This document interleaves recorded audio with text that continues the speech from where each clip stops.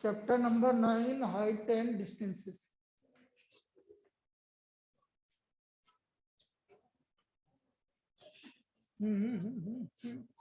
एक सेकंड, आगे वो आए नहीं बच्चे, उधर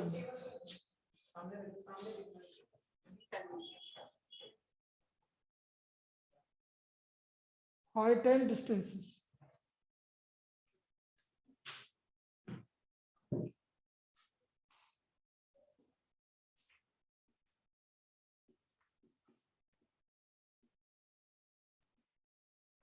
अब इसमें क्या होता है कि दो तरह के एंगल होते हैं। एक तो होता है आपका angle of elevation, angle of elevation.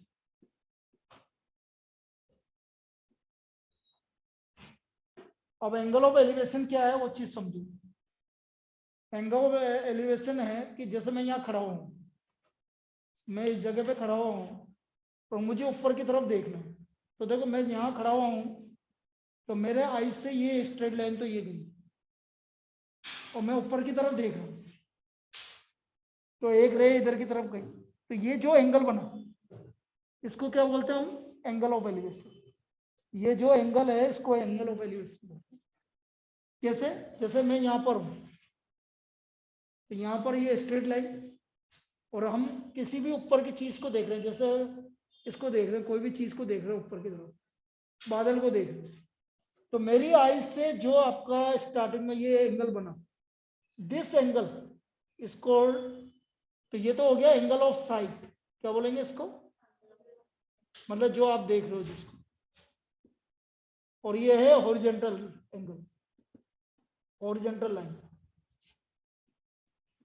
तो ये जो एंगल बना इसको हम क्या बोलते हैं? Angle of elevation. This angle is called angle of elevation. इसको हम एंगल ऑफ एलिवेशन बोलते हैं।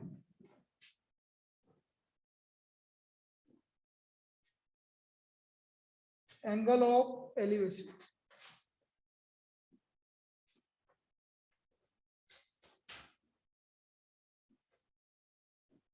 इसको बोलेंगे हम एंगल ऑफ एलिवेशन। समझ में आ गया? जैसे मैं वापस समझाने की ट्राई करता हूं। मैं यहां खड़ा हुआ हूं तो ये तो एक स्ट्रेट लाइन और ये जो एंगल बन रहा है स्ट्रेट लाइन के साथ बनेगा हमेशा। किसके साथ बनेगा angle of elevation? Horizontal line के साथ। तो ये जो एंगल बन रहा है इसको क्या बोलेंगे हम? Angle of elevation. क्या बोलेंगे इसको? Angle of elevation. एलिवेशन कब बनता है? जब हम ऊपर की तरफ देखते हैं। हम चल रहे हैं ऊपर, में बिल्डिंग के ऊपर की छत को देख रहा हूं तो क्या बनेगा? Angle of elevation. ठीक है। दूसरा आता है angle of depression. Angle of depression,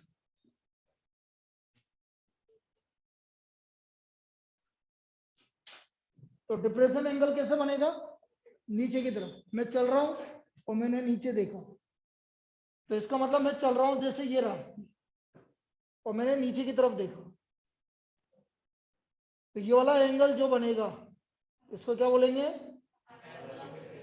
again एक चीज इंपॉर्टेंट है, एंगल ऑफ एलिवेशन हो चाहे एंगल ऑफ डिप्रेशन हो, हमेशा कौन सी लाइन के साथ बनेगा?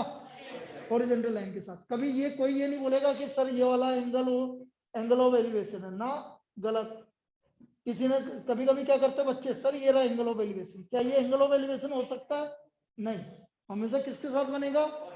हॉरिजॉन्टल लाइन के साथ बनेगा। तो this is angle of depression, इसको हम एंगल ऑफ डिप्रेशन बोलेंगे। बनाओ उसको।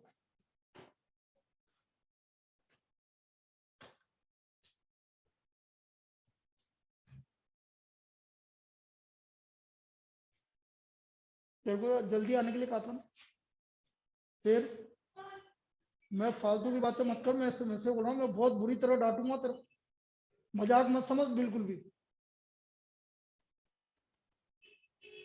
कल से जल्दी आ जाना, मैं पहले ही बोल रहा हूँ। मजाक समझ रखा तेने क्लास को।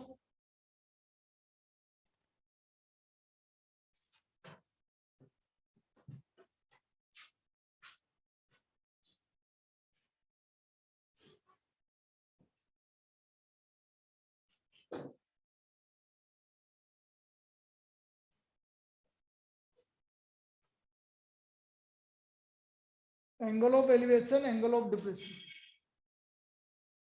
अभी भी आराम से आ रही घूमती फिरती, क्या मतलब है ये ऐसा आने का? तेरे को समझ में आ जाएगा अभी?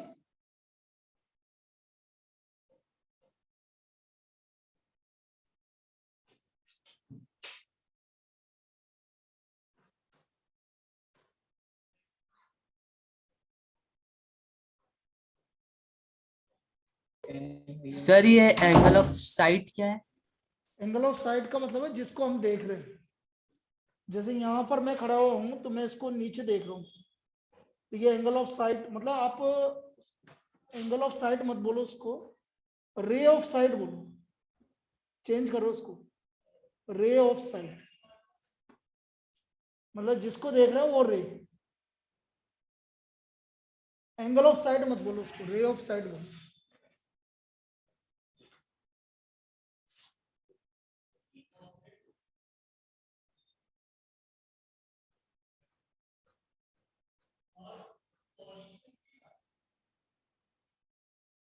तो angle of depression, ray of site.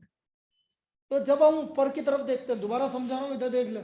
जब मैं ऊपर की तरफ देख रहा हूँ, ये तो मेरे आंखों से एक स्ट्रेट लाइन गई, और मैं ऊपर देखूंगा तो एक रे उधर गई, तो ये जो एंगल बनेगा इसको क्या बोलेंगे? Angle of elevation. अब मैं यहाँ पर हूँ, मैं नीचे की तरफ देख रहा हूँ तो एक रे ऐसे गई, तो ये वाला क्या बनेगा? Angle of depression. अब जनरली आप ये मान के चलिए, इसमें हमेशा एक राइट एंगल ट्राइंगल तो बनेगा। क्या बनेगा? Right angle triangle. और उसमें टेन थीटा का सबसे ज्यादा यूज में है, टेंजेंट थीटा। तो इसलिए आप टेन 30 डिग्री की वैल्यू, टेन 45 डिग्री की वैल्यू और टेन 60 की वैल्यू सबसे ज्यादा काम में है।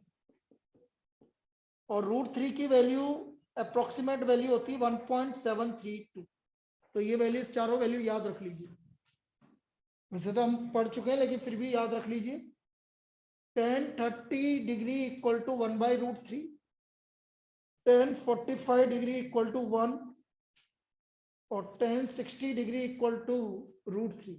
और √3 की वैल्यू क्या? 1.732, 1.732 लिख लीजिए इसको।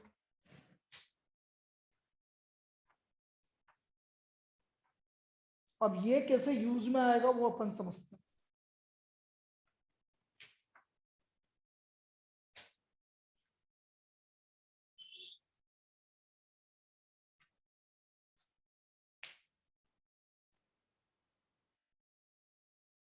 बोले पहला प्रॉब्लम बस यही करना है और कुछ नहीं है, बस ये दो चीजें याद रखनी है। अब इनमें कैसे फिगर बनाना, फिगर हर एक में बनेगा, बिना फिगर का कोई क्वेश्चन नहीं होगा। जो नहीं बनाएगा इसका मतलब गड़बड़े मामला, वो देख ही लिया आपने फर्स्ट टेस्ट में, कुछ भी नहीं आता, ना कोई फॉर्मूला याद था ना कुछ था, कुछ भी याद नहीं, औरों को भी नहीं है, सबको पता चली गए मार्क्स। तो मैं अभी बोल रहा हूँ कि एनसीईआरटी में से आएगा आपका पूरा पेपर, मैं फिर बोल रहा हूँ, और तुम्हें भी पता है कौन कौन से क्वेश्चंस तो आने वाले हैं, पक्का है, तुम्हें पता है। अब तुम्हारा ऊपर है कि अब तुम कितनी प्रैक्टिस करके आ सकते हो। 5 क्वेश्चन तो वैसे तुम्हें पता है कि ये तो आने ही, तो फिर क्या दिक्कत आ रही है? द एंगल ऑफ एलिवेशन,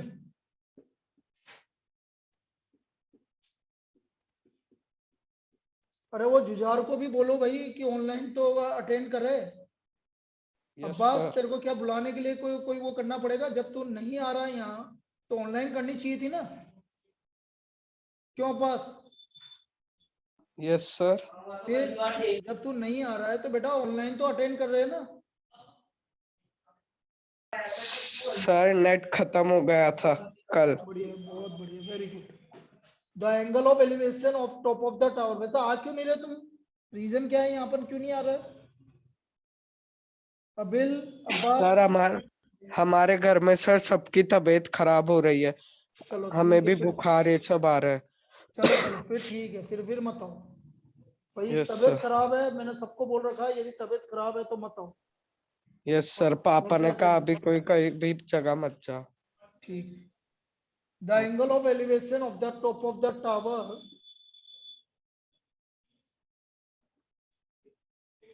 उसको जुझार को भी बोलो कि ऑनलाइन तो अटेंड कर ले, बाहर गया हुआ है तो क्या हो गया। From A point on the ground which is 30 meter away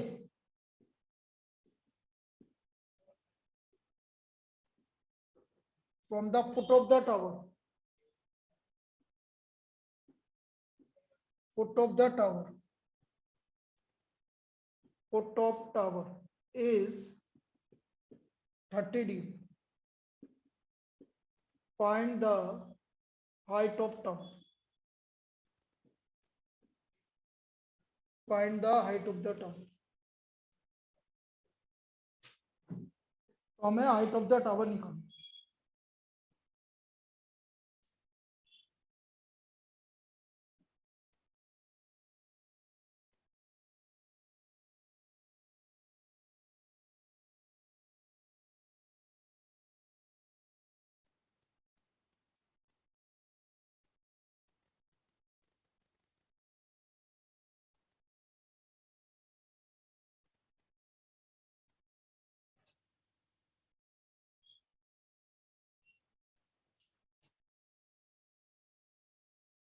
Find the height of the tower.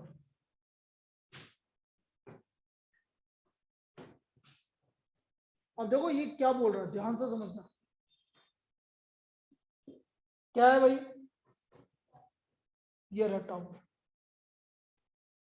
The angle of elevation of top of A tower, कहां से, ग्राउंड के कोई पॉइंट्स, ये रहा ग्राउंड, कितने मीटर अवे है फुट ऑफ द टावर से, ये फुट ऑफ द टावर से ये पॉइंट कितने मीटर अवे है, 30 मीटर। यहां से क्या बोल रहा है, एंगल ऑफ एलिवेशन, तो एलिवेशन ये रहा, एलिवेशन बन रहा है कि नहीं बन रहा, हॉरिजॉन्टल के साथ बोलो। तो ये एंगल ऑफ एलिवेशन कितना है बेटा, 30। ये क्या है हमारा टावर, क्या है ये, समझ में आया, ये टावर है, 30 मीटर अवे एक पॉइंट है, उस पॉइंट से एंगल ऑफ एलिवेशन, एलिवेशन मतलब कहां देखना, ऊपर की तरफ, तो ऊपर की तरफ किसको देखा, टॉप ऑफ द टावर, कितना एंगल बन रहा है, 30 डिग्री। क्या निकालना है, तो late height of the tower भी h, मैं h मान लेता हूं।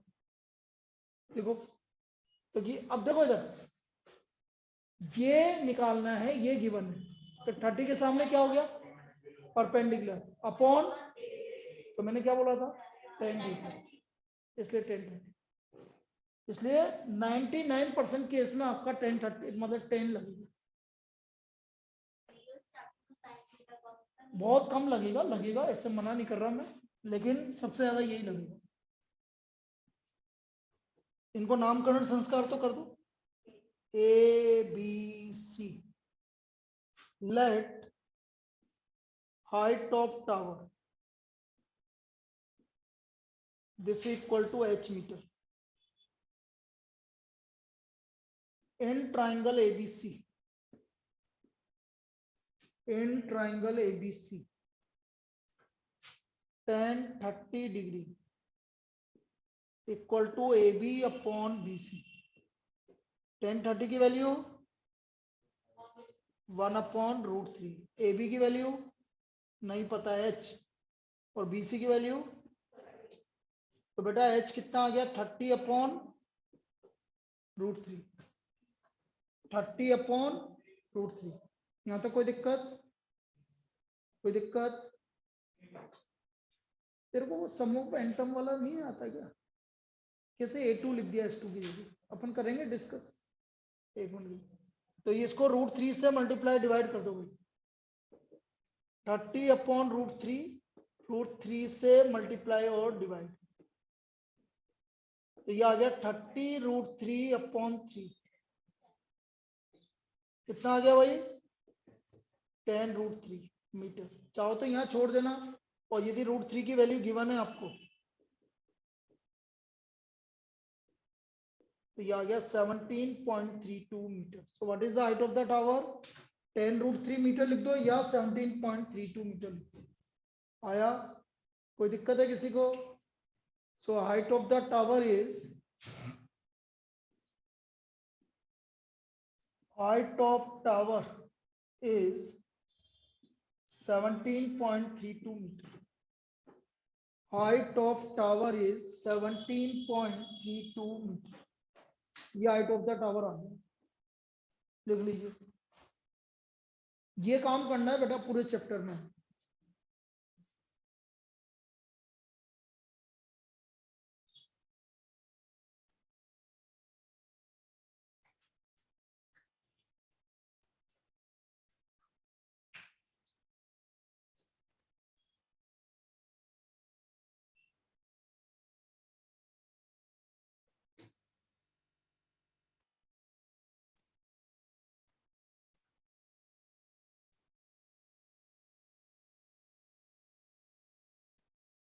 इस वाली प्रॉब्लम में कोई doubt?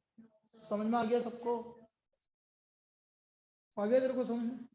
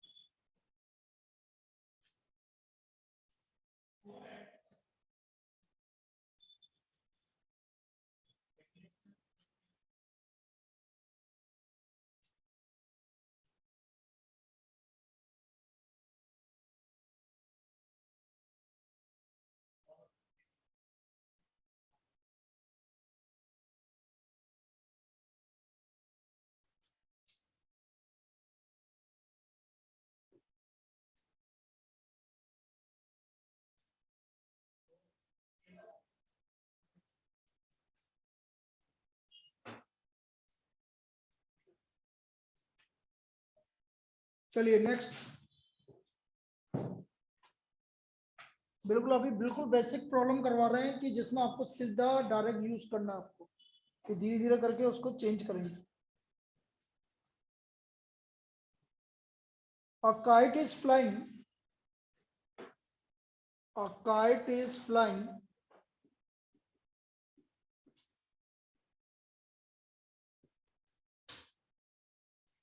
at a height of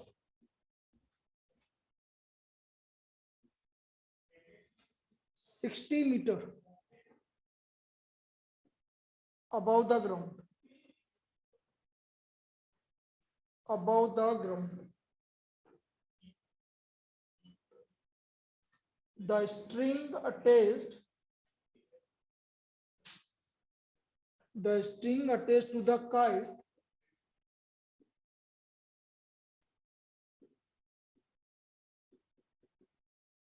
is temporarily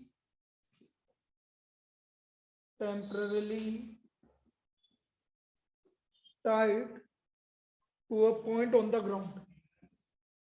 Tied to a point on the ground.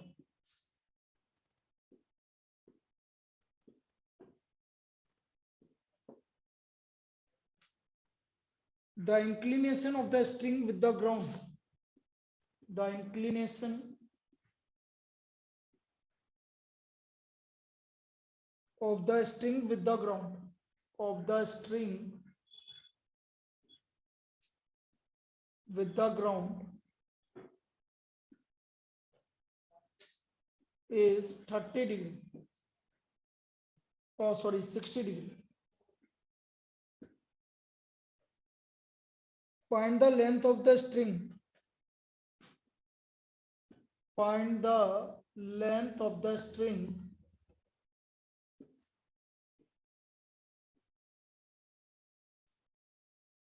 assuming that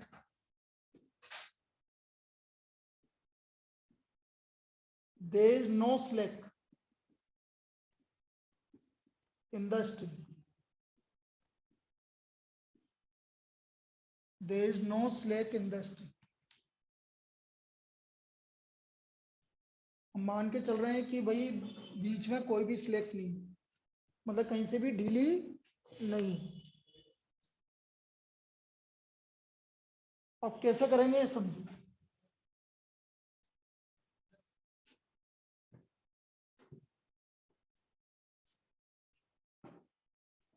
A kite is flying at a height of 60 meter above the ground. तो भाई ये ग्राउंड है, इसके ऊपर ये रही काइट, यहाँ kite 60 metre above the ground. तो ये कितना मीटर गिवन है भाई? 60 मीटर। यहाँ पर काइट है, ये 60 मीटर अबव द ग्राउंड। यहाँ तक कोई दिक्कत? अब the string attached to the kite is temperate to a point, ये पॉइंट है, ये स्ट्रिंग, ठीक है। टेम्परेली एक पॉइंट पर उसने क्या कर रखा, उसको अटैच कर। The inclination of the string with the ground is, ये इंक्लिनेशन कितना गिवन है, मुझे क्या निकालना है, लेंथ ऑफ स्ट्रिंग। अब है तो 90 डिग्री, ये क्या है और निकालना क्या है, तो perpendicular upon hypotenuse sine theta.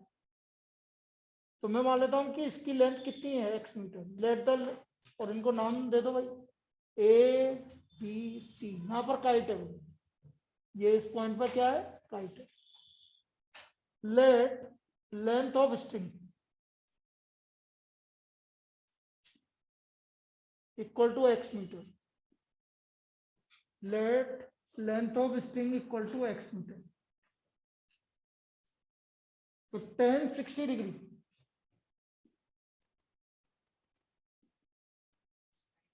Sorry sin 60 degree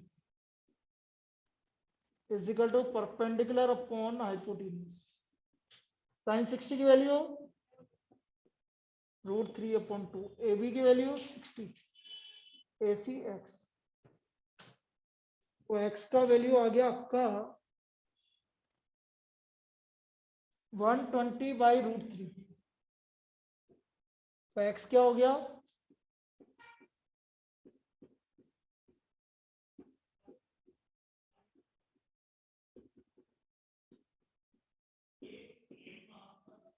(40√3 metre. x का वैल्यू कितना आ गया, 40√3। भाई रेशनलाइज कर लिया हमने। 120/√3 कैसा है, 120/√3 तो समझ में आ गया ना, ये इससे मल्टीप्लाई हुआ, ये इधर आ गया। तो x का वैल्यू 120/√3 को √3 से मल्टीप्लाई कर लिया, 40√3 मीटर। और √3 की वैल्यू गिवन होगी तो ठीक है, नहीं गिवन होगी तो छोड़ सकते हो। So the length of string is, length of string 40√3 metre. Length of string equal to 40√3 metre.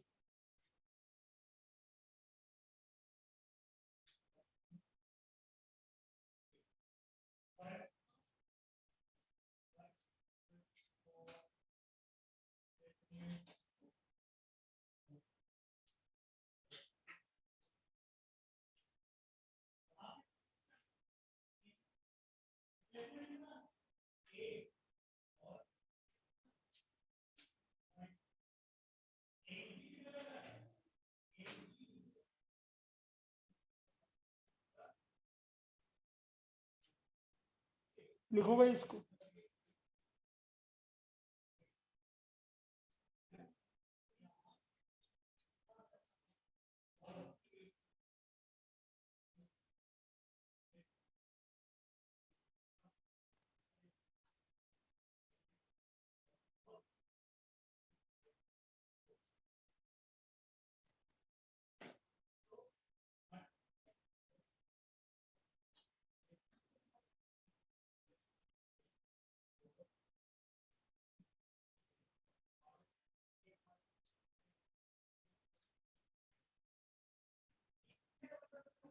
हो गया, करें अगला, नेक्स्ट।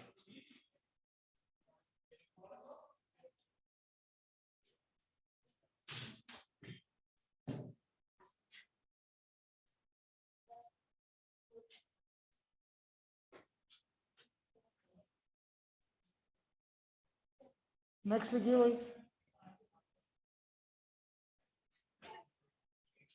हुआ,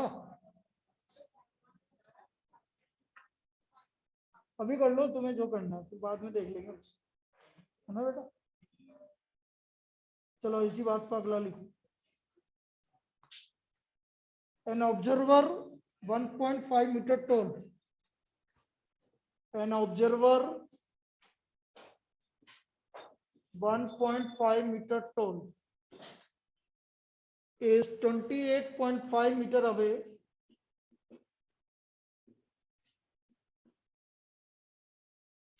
from a tower. From a tower. The angle of elevation of the top of a tower. The angle of elevation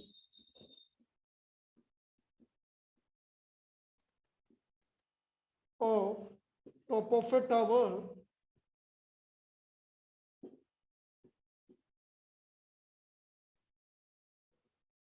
from her eyes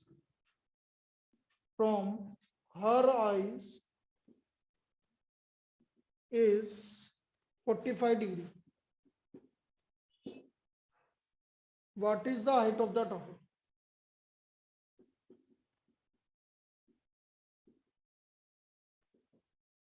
Tower. Comma height of the tower निकालना।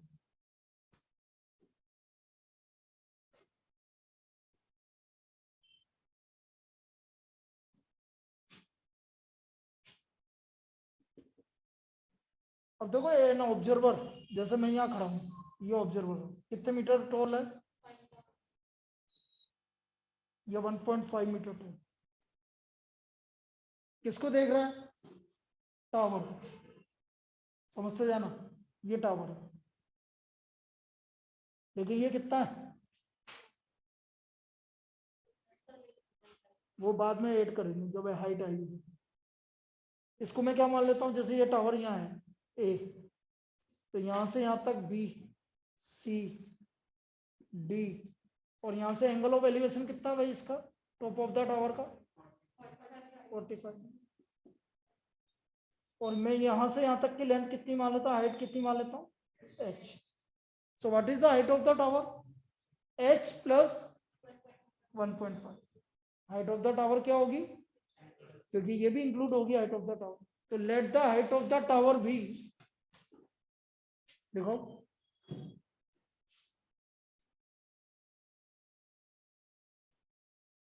let height of tower equal to h plus 1.5 meter. Height of tower is equal to h plus 1.5 meter.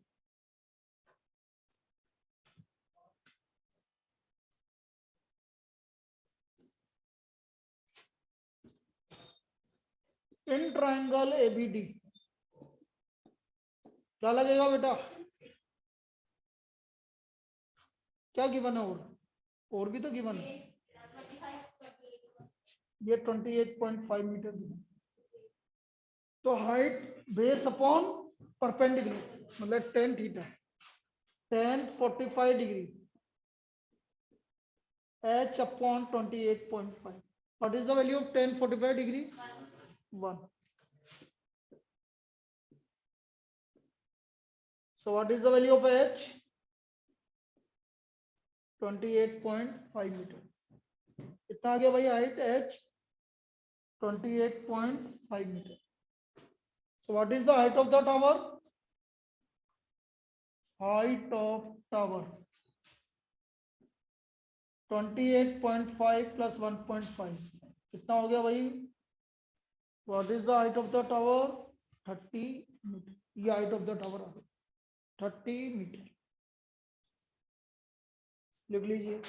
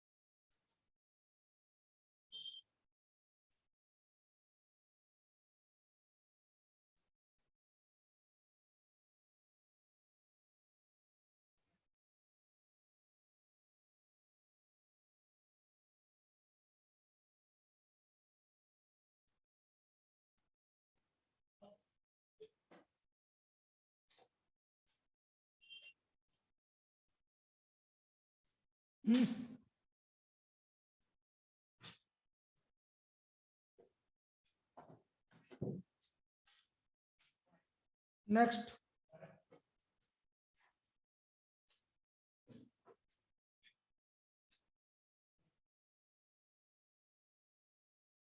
from a point on the ground, from a point on the ground,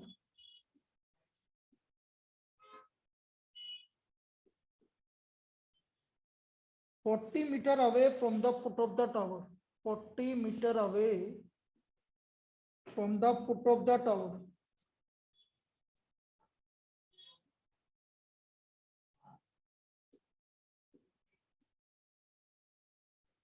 the angle of elevation, the angle of elevation of top of the tower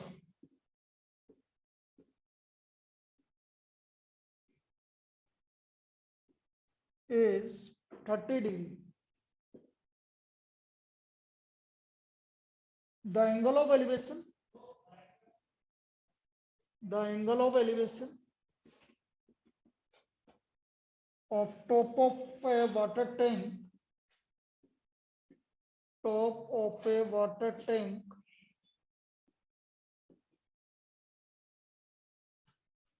on the top of the tower, water tank है भाई top of the tower,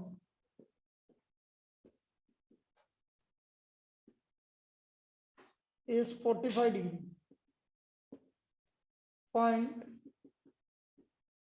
first height of the tower,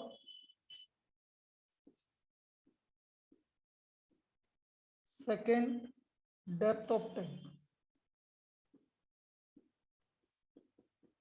second depth of tank.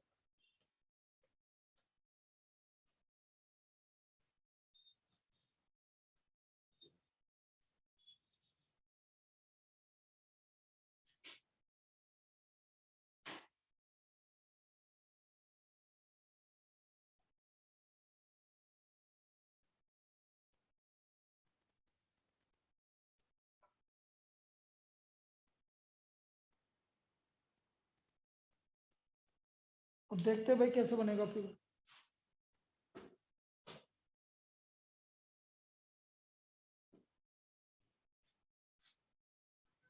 From A point on the ground, देखो जैसे बोलता जा रहा वैसे बनाते जाओ।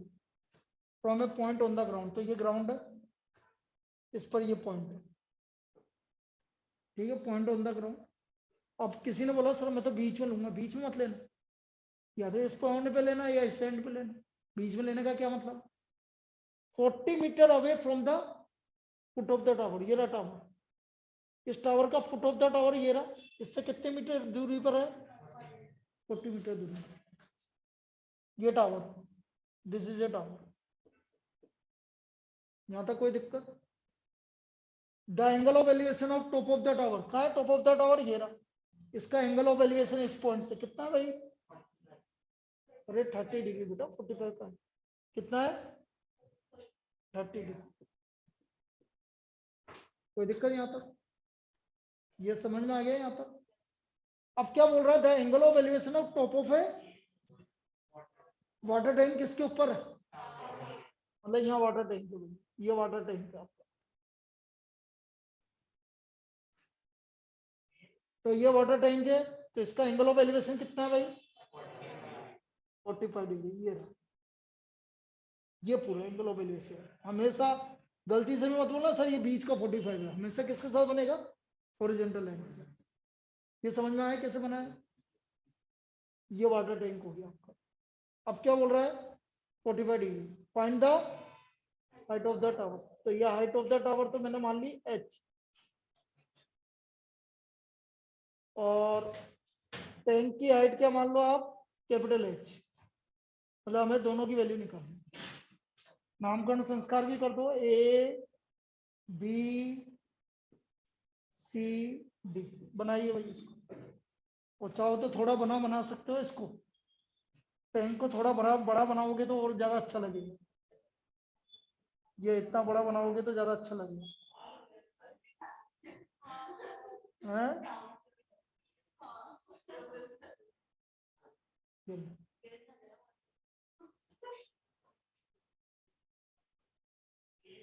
ये 45 अब बना लो। ये हाइट है इसकी कैपिटल एच।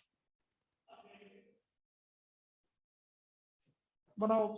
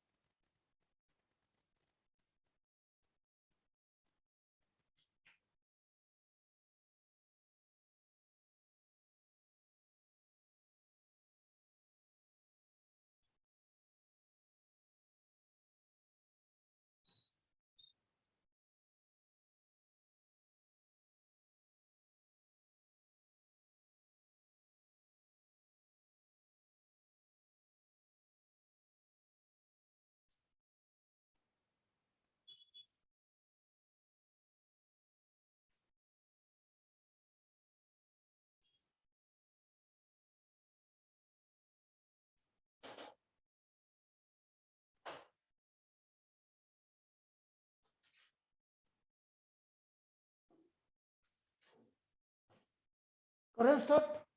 ये बना लिया।